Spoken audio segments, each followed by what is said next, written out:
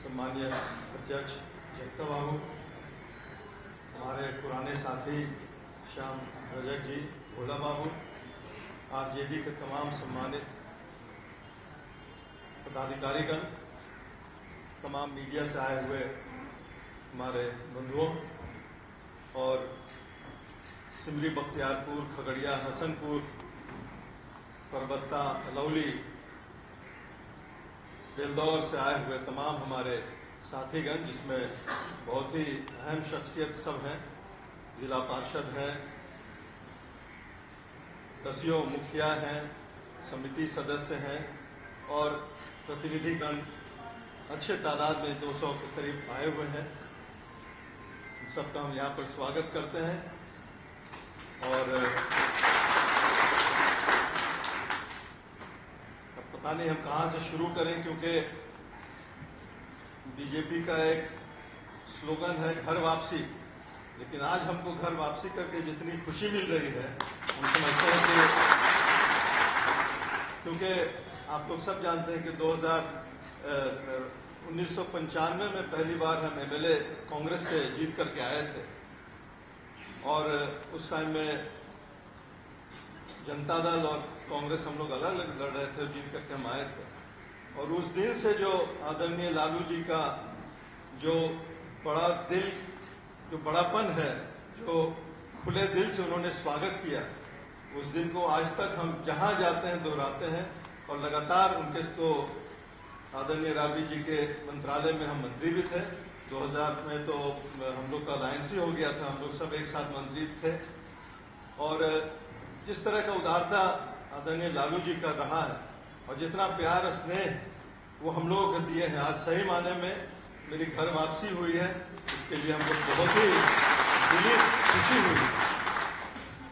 आदरणीय तेजस्वी जी का जब डिप्टी मुख्यमंत्री थे तो इनका जो दौर रहा 17-18 महीना का, उसमें इनका कारनामा हम लोग सबको देखने मिला, पूरे बिहार को देखने, पूरे हिंदुस्तान को देखने मिला। 5 लाख नौकरियां, 10 लाख का इनका वादा था जब ये मुख्यमंत्री बनते, लेकिन डिप्टी मुख्यमंत्री में 5 लाख 17 महीना में उन्होंने दिया। तो इतना बड़ा अचीवमेंट हम समझते बिहार में आज तक कभी हुआ नहीं था। तेजस्वी जी के भी बहुत ही जबरदस्त फैन है, क्योंकि बिहार को जो उत्थान का काम इन्होंने किया है उसमें कहीं से कोई शक नहीं किसी को होना चाहिए। और नौजवान है, इनका जो फ्यूचर है उसमें हम लोग का भी जरा साथ रहे, इनका साथ दें, इनकी पार्टी को हम लोग मजबूत करें। अब तो अपनी पार्टी बोलेंगे, अपनी पार्टी को मजबूत करें, तो ये हम लोग का दायित्व होता है। हमको बहुत खुशी है आज। और आदरणीय लालू जी का तो सामाजिक न्याय था, इनका आर्थिक न्याय, ये दोनों मिलकर के जो बिहार आगे बढ़ेगा आने वाले दिनों में इंशाअल्लाह, तो हम लोग सब उसके चश्मदीद गवाह होंगे। उसमें मेरा भी जरा सा हिस्सा होगा तो हमको बहुत खुशी होगी। अब जरा सी बात हम करें कि हम एनडीए में थे, अभी भी हम आज के दिन में भी शायद एक सभी तक नहीं हुए हैं, 1 महीना में हो जाएंगे, क्योंकि टिकट ही नहीं मिला। और हमको ये समझ ही में नहीं आया कि टिकट क्यों नहीं मिला। हम जब तक एनडीए में थे, लोजपा में थे, बड़े ईमानदारी से थे, सब काम हमने पार्टी के लिए किया, जो पार्टी के पॉलिसी थी उसके हमने उसकी इताअत की, उसके साथ रहे। अब देखिए लगातार 10 साल से तेजस्वी जी ने गंगा जमनी तहजीब का जिक्र किया, तो हमको भी याद आ गया कि 10 साल में लगातार एक ही मुसलमान पूरे हिंदुस्तान में एनडीए में जीत करके गया इलेक्टोरल वोट से, और बगैर किसी वजह के, बगैर किसी कसूर के पार्टी ने टिकट काट दिया। और न जनता दल यूनाइटेड कुछ बोली, न बीजेपी कुछ बोली। तो हमको लगता है कि इन लोग को, हम लोगों की वोट की जरूरत ही नहीं है।